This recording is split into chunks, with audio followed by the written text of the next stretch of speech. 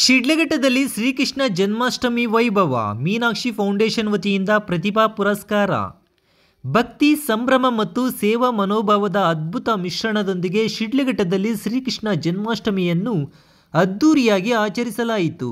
ಈ ಕಾರ್ಯಕ್ರಮಕ್ಕೆ ಮೀನಾಕ್ಷಿ ಫೌಂಡೇಶನ್ ವಿಶೇಷ ಮೆರುಗು ನೀಡಿದ್ದು, ಸಮಾಜ ಸೇವಕ ಹಾಗೂ ಉದ್ಯಮಿ ಬೀರಪ್ಪನಹಳ್ಳಿ ಗೌಡರ ನರಸಿಂಹಮೂರ್ತಿರವರು ತಮ್ಮ ಮೀನಾಕ್ಷಿ ಫೌಂಡೇಶನ್ ಮುಖಾಂತರ ಯಾದವ ಸಮುದಾಯದ ಎಸ್ಎಸ್ಎಲ್ಸಿ ಮತ್ತು ಪಿಯುಸಿ ಉತ್ತೀರ್ಣರಾದ 100ಕ್ಕೂ ಹೆಚ್ಚು ವಿದ್ಯಾರ್ಥಿಗಳಿಗೆ ಪ್ರತಿಭಾ ಪುರಸ್ಕಾರ ವಿತರಿಸಿದರು.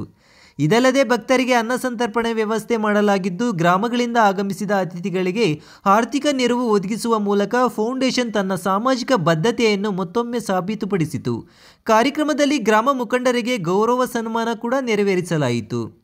ಸಮಾಜ ಸೇವಕ ಬೀರಪ್ಪನಹಳ್ಳಿ ಗೌಡರ ನರಸಿಂಹಮೂರ್ತಿರವರು ಮಾತನಾಡಿ, ಮೀನಾಕ್ಷಿ ಫೌಂಡೇಶನ್ ಸದಾ ಶಿಕ್ಷಣ, ಸಮಾಜ ಸೇವೆ ಮತ್ತು ಯುವಕರ ಸಬಲೀಕರಣಕ್ಕೆ ಬದ್ಧವಾಗಿದೆ. ನಮ್ಮ ರೈತರು ಸುಖ ಸಂಪನ್ನರಾಗಲಿ, ಈ ಬಾರಿ ಮಳೆ ಚೆನ್ನಾಗಿ ಬಂದು ಉತ್ತಮ ಬೆಳೆ ದೊರೆಯಲಿ ಎಂಬುದು ನಮ್ಮ ಹಾರೈಕೆ. ಮುಂದಿನ ದಿನಗಳಲ್ಲಿ ಸಹ ಗ್ರಾಮೀಣಾಭಿವೃದ್ಧಿ ಮತ್ತು ವಿದ್ಯಾರ್ಥಿಗಳ ಕಲ್ಯಾಣಕ್ಕಾಗಿ ಹೆಚ್ಚಿನ ಕಾರ್ಯಕ್ರಮಗಳನ್ನು ಕೈಗೊಳ್ಳುವ ಸಂಕಲ್ಪವಿದೆ ಎಂದು ಹೇಳಿದರು.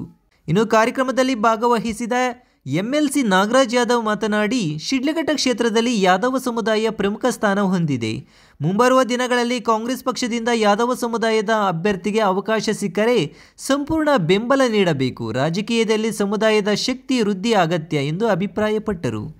ಇನ್ನು ಕಾರ್ಯಕ್ರಮದಲ್ಲಿ ಮಂಜುಳಾ ನರಸಿಂಹಮೂರ್ತಿ, ವಕೀಲ ಹಾಗೂ ನಗರಸಭೆಯ 6ನೇ ವಾರ್ಡಿನ ಸದಸ್ಯ ಎಂ ಮುನಿರಾಜು, ಟಿಕೆ ನಟರಾಜ್, ಬೀರಪ್ಪನಹಳ್ಳಿ ದ್ಯಾವಪ್ಪ, ಯಾದವ ಸಂಘದ ತಾಲೂಕು ಅಧ್ಯಕ್ಷ ಅಶ್ವಥ್, ವಕೀಲರ ಸಂಘದ ಅಧ್ಯಕ್ಷ ನಾರಾಯಣಸ್ವಾಮಿ, ಡಾಕ್ಟರ್ ಸತ್ಯನಾರಾಯಣರಾವ್, ಡಾಕ್ಟರ್ ವೆಂಕಟೇಶ್, ಚಂದ್ರಶೇಖರ್, ನಗರಸಭೆ ಸದಸ್ಯ ಲಕ್ಷ್ಮಣ್, ಅರಿಕೇರಿ ಮುನಿರಾಜು, ಸೊರಕಾಯಿಲಹಳ್ಳಿ ನಾಗಚಂದ್ರ, ಯುವ ಮುಖಂಡ ಕೃಷ್ಣ, ಹರಿಕೃಷ್ಣ, ಮುನಿರಾಜು, ನವೀನ್, ಮಂಜುನಾಥ್, ನಾಗೇಶ್, ಕಲಾವಿದ ಮುನಿರಾಜು, ವಕೀಲ ಸುದೀಪ್ ಸೇರಿದಂತೆ ಅನೇಕರು ಉಪಸ್ಥಿತರಿದ್ದರು.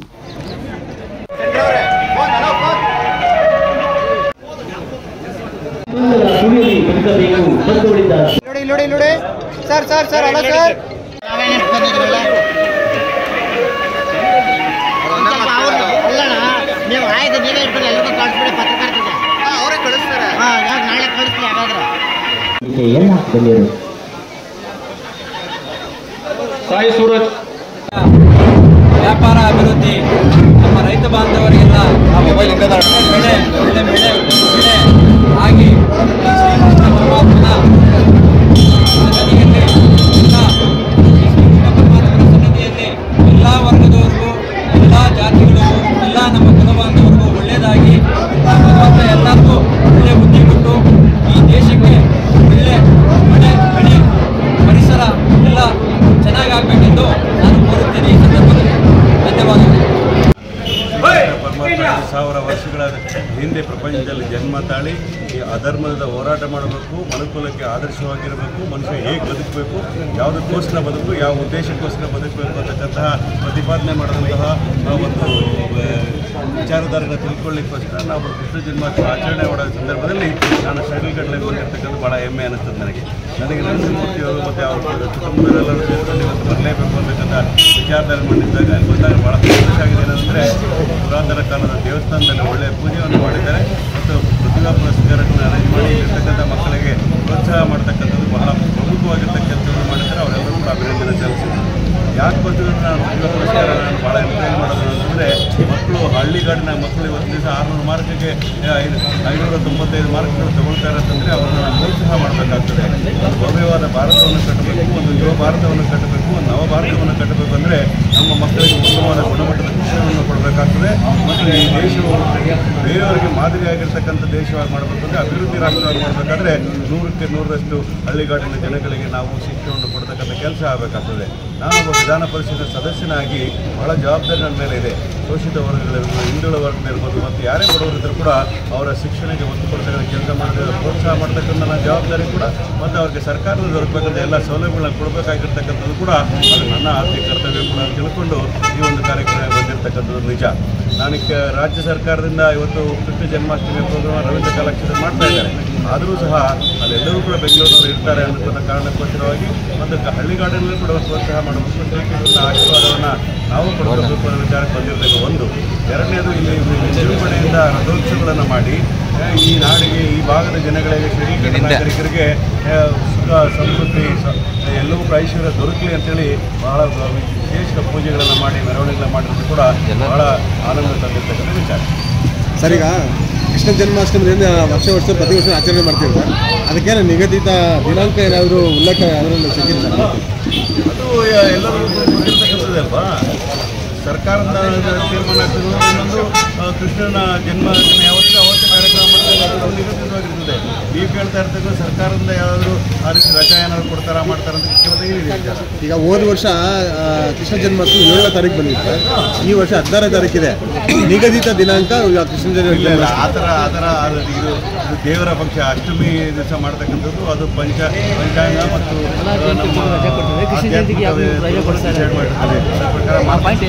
ಸಮಾಜ ಸೇವಕರಾಗಿರ್ತಕ್ಕಂಥ ರಾಮಮೂರ್ತಿ ಅವರು ವಿರಾಟ್ ವಿಧಾನಸಭಾ ಕ್ಷೇತ್ರದಲ್ಲಿ ಚುನಾವಣೆ ನಿಂತ್ಕೊಂಡ್ರೆ ನಿಮ್ಮ ಸಹಕಾರ ಇದೆಯಾ?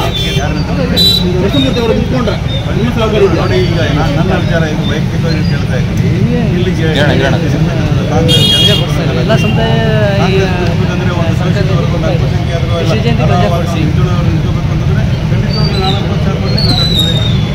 ಇನ್ನೊಂದು ಹೆಜ್ಜೆ ಮುಂದೆ ಹೇಳಬೇಕಂದ್ರೆ ಎಲ್ಲ ಸಮುದಾಯದ ಜನ ಕೂಡ ಹೆಚ್ಚು ಜನ ಇರಬೇಕಾದ್ರೆ ಯಾಕೆ ನಮ್ಮ ಈಗಾಗಲೇ ನಾವು ರಾಜಕೀಯವಾಗಿ ಬಹಳ ಹಿಂದಿರ್ತಕ್ಕಂಥ ಜನಾಂಗ, ಒಂದು ಸಾಮಾಜಿಕ ಶೈಕ್ಷಣಿಕವಾಗಿ ಮತ್ತು ಆರ್ಥಿಕವಾಗಿ ಬಹಳ ಹಿಂದುಳಿದಿರ್ತಕ್ಕಂಥ ಜನಾಂಗ ಯಾವುದೇ ಇದ್ದರೆ ಅದು ಬಲ್ಲ ಜನಾಂಗ.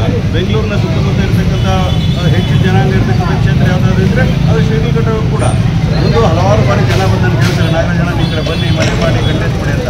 ನಾನು ಹೇಳಿದೆ ಅಲ್ಲಿರ್ತಕ್ಕಂಥ ಸ್ಥಳೀಯ ಆಗಿರ್ತಕ್ಕಂಥವ್ರನ್ನೇ ಬೆಳೆಸಬೇಕು ಅನ್ನೋದು ನನ್ನ ಗುರಿ. ಯಾಕಂದರೆ ನಾನು ಬೆಳಕಿನದು ಮುಖ್ಯ ಅಂತ ಅಲ್ಲ, ನಂತರ 4 ಜನ ಇನ್ನೂ 10 ನಾಗರಾಜಗಳನ್ನ ಹುಟ್ಟಾಕಬೇಕು ಅನ್ನೋದು ನನ್ನ ಗುರಿ. 2028ಕ್ಕೆ ಕಾಂಗ್ರೆಸ್ ಪಕ್ಷದಲ್ಲೇ ನಮ್ಮ ಶೋಷಿತ ವರ್ಗದಿಂದ, ನಮ್ಮ ಹಿಂದುಳಿದ ವರ್ಗದಿಂದ, ನನ್ನ ಜನಾಂಗದಿಂದ ಕಂಟೆಸ್ಟ್ ಮಾಡ್ತೀನಿ ಪ್ರಯತ್ನ ಮಾಡೋದ್ರೆ ಖಂಡಿತವಾಗ್ಲೂ ಸಹಾಯ ಮಾಡಲಿಕ್ಕೆ ಪ್ರಯತ್ನ ಮಾಡ್ತೀನಿ ಅಂತ ಮಾತಾಡ್ತೀನಿ. ಆ ರೀತಿ ಟಿಕೆಟ್ ಸಿಕ್ಕಿದೆ ಆದರೆ ಖಂಡಿತವಾಗ್ಲೂ ಮನೆಗೆ ಬಂದರೂ ನಾನು ಮನೆ ಶಿಕ್ಷಣ ಕೇಳಲಿಕ್ಕೆ ತಯಾರಿದ್ದೇನೆ ಅಂತ ಮಾತಾಡ್ತೀನಿ. ನಾವು ಕೂಡ ಇದ್ದೀವಿ ಅಂತ ಕೇಳೋದ್ರಲ್ಲಿ 2 ಮಾತು ಇಲ್ಲವೇ ಇಲ್ಲ. ಆದರೆ ಒಂದು ಮಾತ್ರ ಹೇಳ್ತೀನಿ ಕೇಳಿ, ನಾನು ಇಲ್ಲಿ ನಮ್ಮ ಕ್ಯಾಂಡಿಡೇಟ್ ಗೆಲ್ಲಿ ಬಿಡಲಿ, ನಮ್ಮ ಕ್ಯಾಂಡಿಡೇಟ್ ಸಿಕ್ಕೇ ಬಿಡಲಿ, ಇಲ್ಲಿನ ಎಲ್ಲ ಸಮುದಾಯದ ಮತ್ತು ಶೋಷಿತ ವರ್ಗದಲ್ಲಿರ್ತಕ್ಕಂಥ ಎಲ್ಲ ನಾಗರಿಕರ ಪರವಾಗಿ ನಾಗರಾಜ್ ಯಾದವ್ ಧ್ವನಿ ಇದ್ದೇ ಇರ್ತದೆ. ನಾನು ಇಲ್ಲಿನ MLA ಆಗಲಿ ಬಿಡಲಿ, ಅವ್ರಿಗೋಸ್ಕರ ಸೇವೆ ಮಾಡಲಿಕ್ಕೆ ನಾನು ಸದಾ ಸಿದ್ಧ. 2028ಕ್ಕೆ ಕಾಂಗ್ರೆಸ್ ಪಕ್ಷದಲ್ಲಿ ಏನಾದರೂ ಲಾಬಿ ಮಾಡ್ತೀರಾ ಸರ್? ಟಿಕೆಟ್ ಕೊಡಿಸೋದು 100% ಮಾಡ್ತೀನಿ, 100% ಮಾಡ್ತೀನಿ. ಆದರೆ ಪಕ್ಷ ನಿಷ್ಠೆ ಇರ್ತಕ್ಕಂಥವ್ರಿಗೆ ಮತ್ತು ಗೆಲ್ಲುವ ಸಾಮರ್ಥ್ಯ ಇರ್ತಕ್ಕಂಥವ್ರಿಗೆ, ಎಲ್ಲರನ್ನು ಪ್ರೀತಿಯಿಂದ ನೋಡ್ತಕ್ಕಂಥವ್ರಿಗೆ ನಾವು ಖಂಡಿತವಾಗ್ಲೂ ಸಹಾಯ ಮಾಡ್ತೇವೆ. ನಮ್ಮ ಗುರಿ ಕೂಡ ಇದೆ, ಇಲ್ಲಿ ಕಾಂಗ್ರೆಸ್ ಬಾವುಟನ ಹಾರಿಸಬೇಕು ಅಂತಕ್ಕಂಥದ್ದು ನಾಗರಾಜ್ನ ಧ್ಯೇಯ ಕೂಡ ಇದೆ ಅನ್ನೋ ಮಾತನ್ನು ಹೇಳ್ತೇನೆ. ಆದರೆ ತಿಳ್ಕೋಬೇಕಾಗ್ತದೆ, ನನಗೇನು ಸಿಕ್ತು ಅಂತ ನಾನು ಆಲೋಚನೆ ಮಾಡೋಲ್ಲ. ನನ್ನ ಪಕ್ಷ ಗೆಲ್ಲಬೇಕು ಅಂತಕ್ಕಂಥದ್ದು ನಾನು ವಕ್ತಾರನಾಗಿ, ವಿಧಾನ ಪರಿಷತ್ ಸದಸ್ಯನಾಗಿ, ಪ್ರಮುಖವಾಗಿ ಕೆಲಸ ಮಾಡ್ತಾ ಇರ್ತಕ್ಕಂಥ ಒಬ್ಬ ಮುಖಂಡನಾಗಿ ಕಾಂಗ್ರೆಸ್ ಬಂದು ಖಂಡಿತವಾಗ್ಲೂ ಕೂಡ ನನ್ನ ಪ್ರಯತ್ನ ಮಾಡ್ತೇನೆ. ಆತ್ಮೀಯ ಸ್ನೇಹಿತರೆ, ಒಳ್ಳೇದು ಮಾಡಲಿ ಅಂತ ಹೇಳ್ತೀನಿ. ರಾಜಕೀಯವಾಗಿ ಮಾತಾಡಿದಾಗ ನಾನು ನನ್ನ ಪಕ್ಷದ ಪರ ಇಡ್ತೀನಿ. ಸಮಾಜ ಅಂತ ಮಾತಾಡಿದಾಗ ಎಲ್ಲ ಜಾತಿಯ ಎಲ್ಲ ನಾಗರಿಕರಿಗೆ ಒಳ್ಳೆಯದನ್ನ ಬಯಸ್ತಕ್ಕಂಥ ಕೆಲಸ ಮಾಡ್ತಾರೆ ಅಂದರೆ ನಾಗರಾಜ್ ಮತ್ತು ಯಾದವ್ ನನ್ನ ಮಾತು.